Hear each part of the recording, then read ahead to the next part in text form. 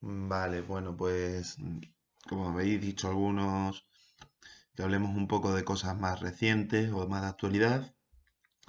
Yo en principio pasaré ese tipo de cuestiones los viernes, para llevar una cierta organización. Y yo había pensado que, dado que estamos viendo el tema de la Revolución Rusa, que da origen al movimiento comunista, os comenté algunos aspectos de la evolución de dicho movimiento, del movimiento comunista, pues más o menos desde los años 60, ¿vale? Hasta la actualidad.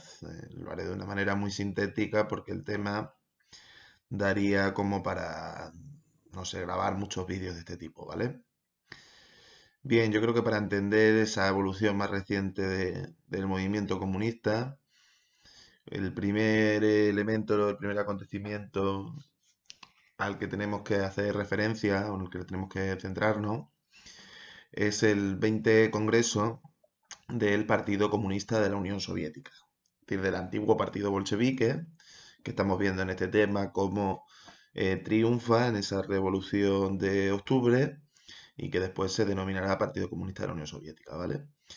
El 20 Congreso del PQS se produce en 1956 y está marcado por la muerte, 3 años antes, de Stalin, que había sido el máximo dirigente del partido y de la Unión Soviética desde el año 24 hasta su muerte en el año 53, ¿no?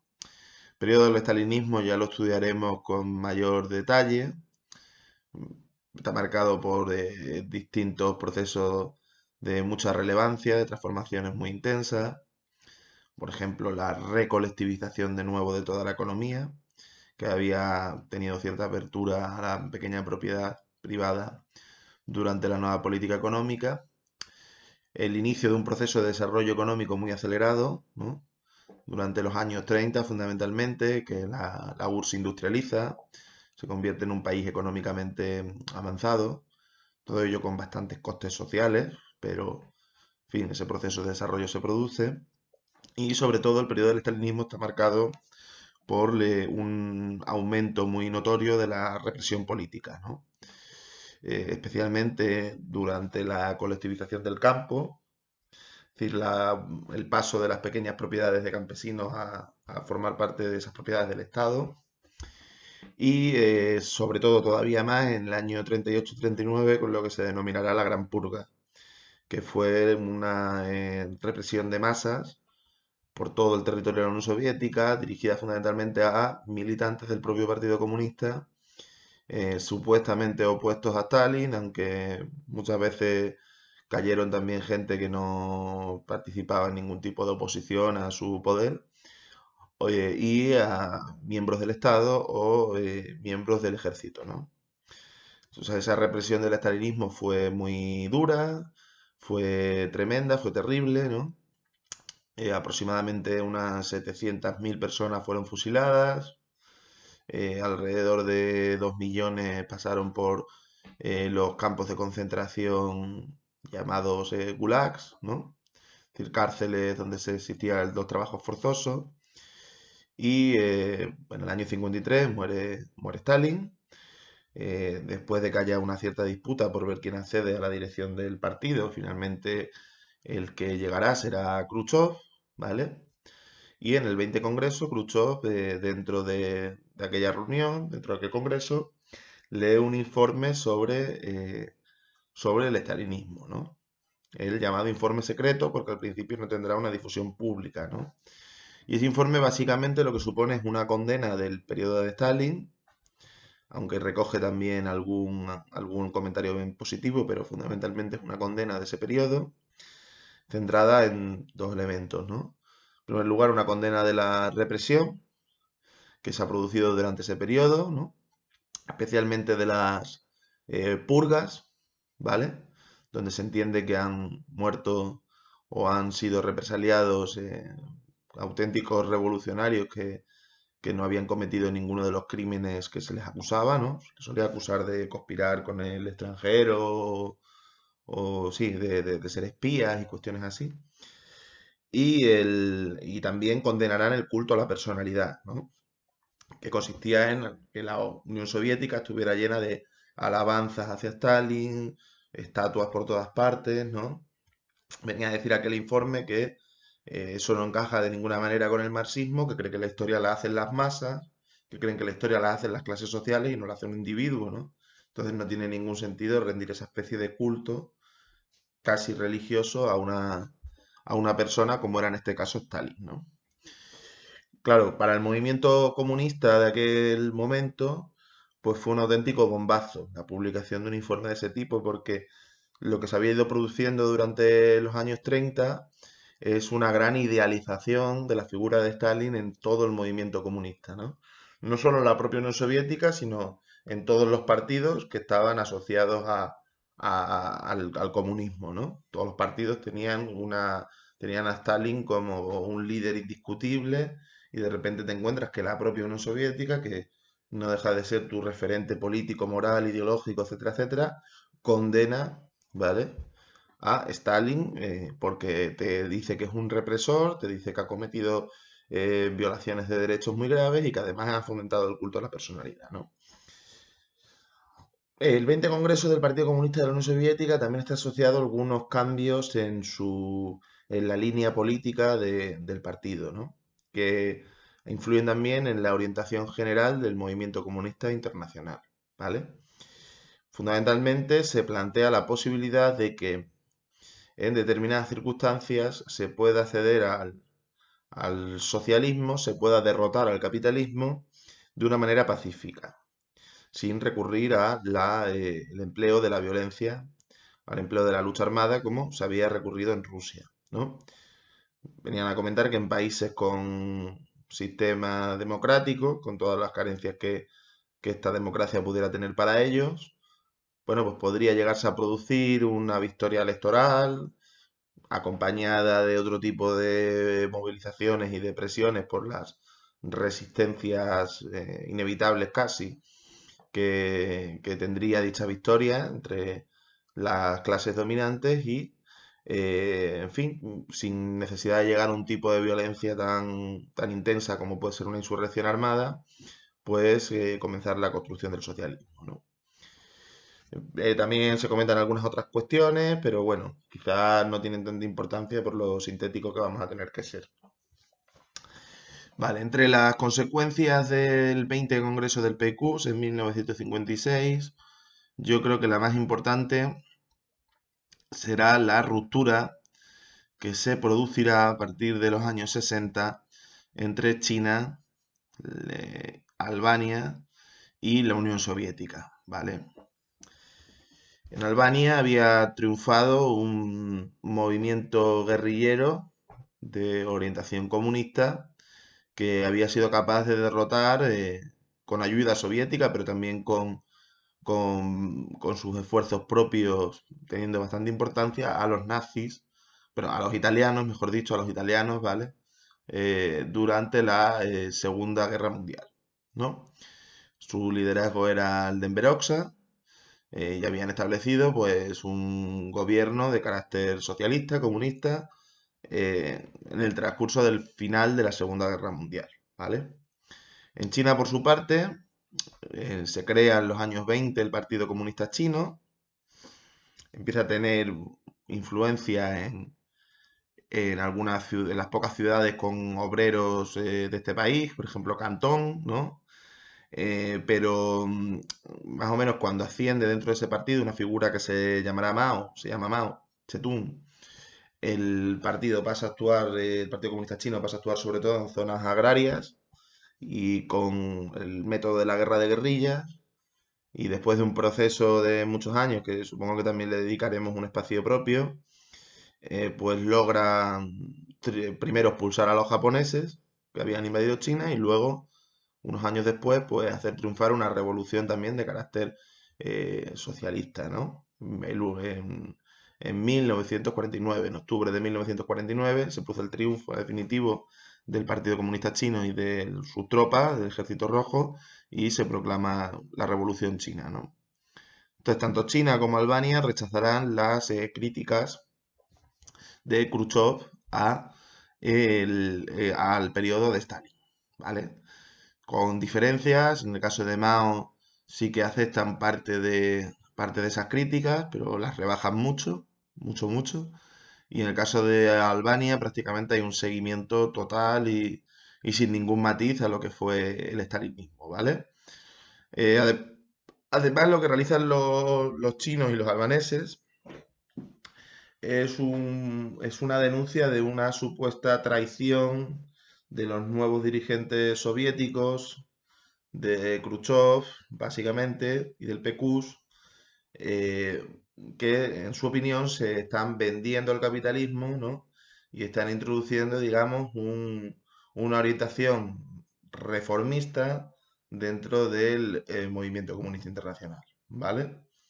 Ellos vienen a decir que el movimiento comunista nace, se separa de la socialdemocracia, precisamente porque entiende que para la liberación de los trabajadores y de los pueblos es necesaria una revolución, que para superar el capitalismo es necesaria una violencia revolucionaria, y entienden que la Unión Soviética está alejándose de eso y está pues promoviendo que los partidos comunistas dirijan su actividad a cuestiones exclusivamente electorales, olvidándose de los métodos de lucha pues más radicales, más violentos.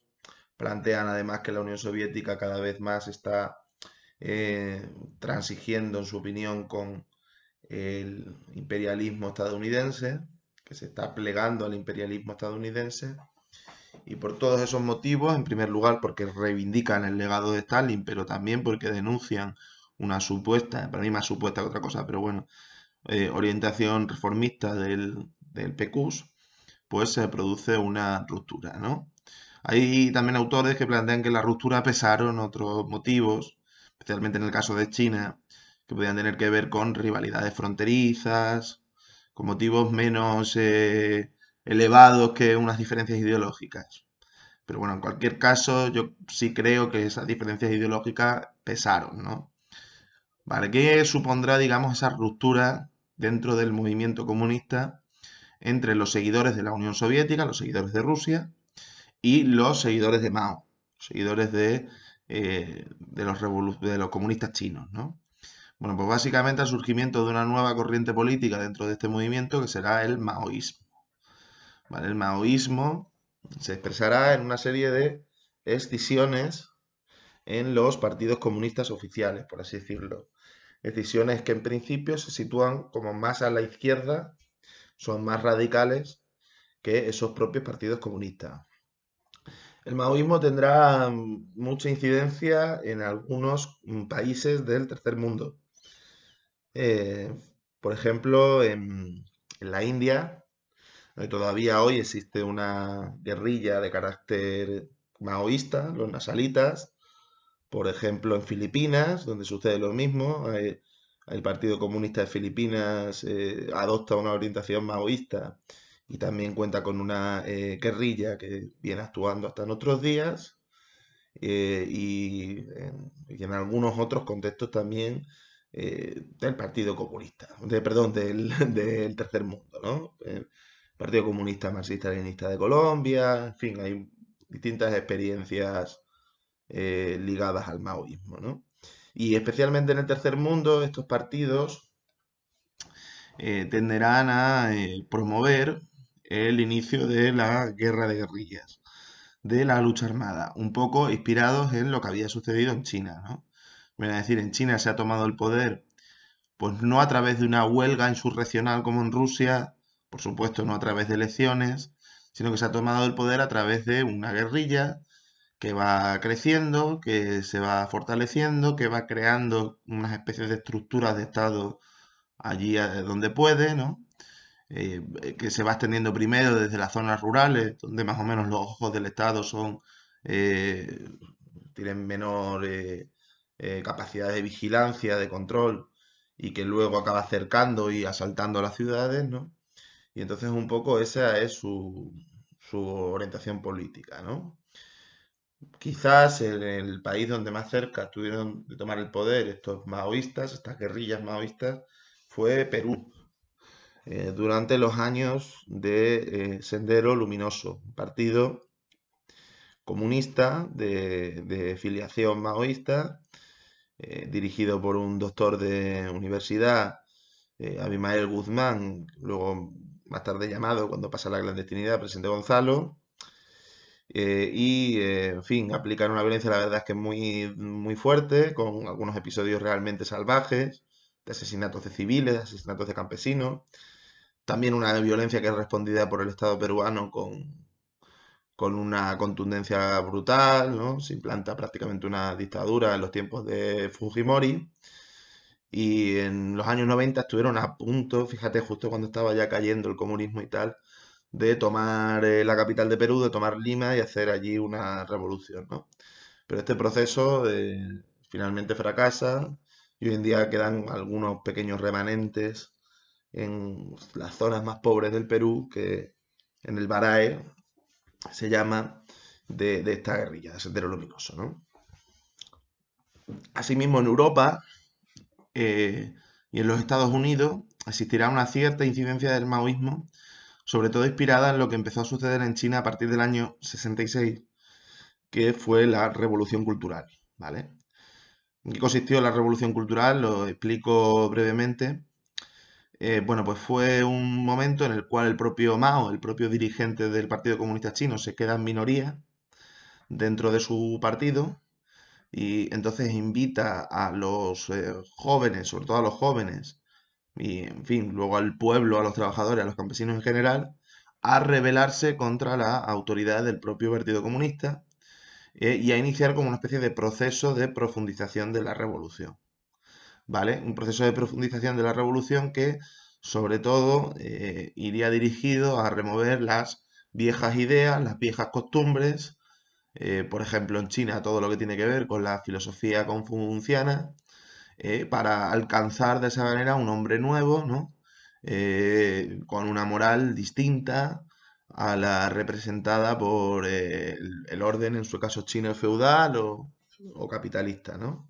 Un hombre que se desprendiera ya de concepciones egoístas, que se desprendiera fin, de una cultura que consideraban que pertenecía ya al pasado, ¿no? La revolución cultural es entendida en Europa como un movimiento, por parte de algunos europeos, como un movimiento con elementos casi que antiautoritarios, casi que libertarios, por así decirlo, aunque esto quizás sea una lectura un poco equivocada de lo que realmente sucedió en China, pero así lo asumen algunos sectores sociales de Europa, sobre todo del movimiento estudiantil, de la juventud, y este carácter pues explosivo, participativo que tiene a su juicio la revolución cultural les hace ser más atractiva que el socialismo de la Unión Soviética, que es verdad que cada vez parecía más controlada por burócratas viejos, medio corrompidos y con niveles de corrupción bastante altos, por lo menos en algunos de ellos, ¿no?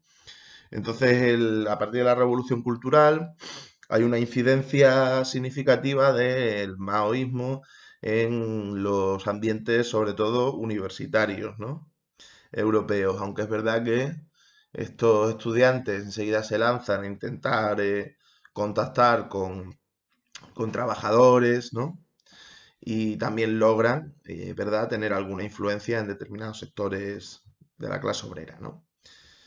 Aquí en España, por ejemplo, existieron dos organizaciones maoístas bastante fuertes que luchaban, bueno, existieron muchas organizaciones maoístas, pero voy a citar dos que tuvieron una participación significativa en los años finales de la lucha contra el franquismo. Fueron el Partido de los Trabajadores de España y la Organización Revolucionaria de los Trabajadores. Los voy a citar porque en Extremadura, sobre todo, tuvo mucha importancia esta segunda, la ORT, y tuvo mucha importancia por una figura que fue Juan Canet, que todavía tiene un barrio a su nombre en Mérida, que fue un tipo dedicado a la abogacía, laboralista, ¿no? Y según parece, pues defendió a muchos trabajadores en aquel momento en la que apenas existían derechos laborales, o por lo menos los que existían en regiones como Extremadura, la gente no los conocía y era un poco presa de lo que quisieran hacer de ellos. Y este hombre tuvo bastante, vamos, tuvo una actividad bastante intensa, ¿vale? Otro momento en el cual el maoísmo también deja sentir su influencia, yo creo que hablaremos en otro vídeo de estos de él, es en mayo del 68 en París, ¿vale? Ya hablaremos qué sucedió exactamente en mayo del 68. Bueno, ¿qué tenemos hasta ahora, no? Que ese movimiento comunista, después del 20 Congreso del Partido Comunista de la Unión Soviética, se rompe en dos alas.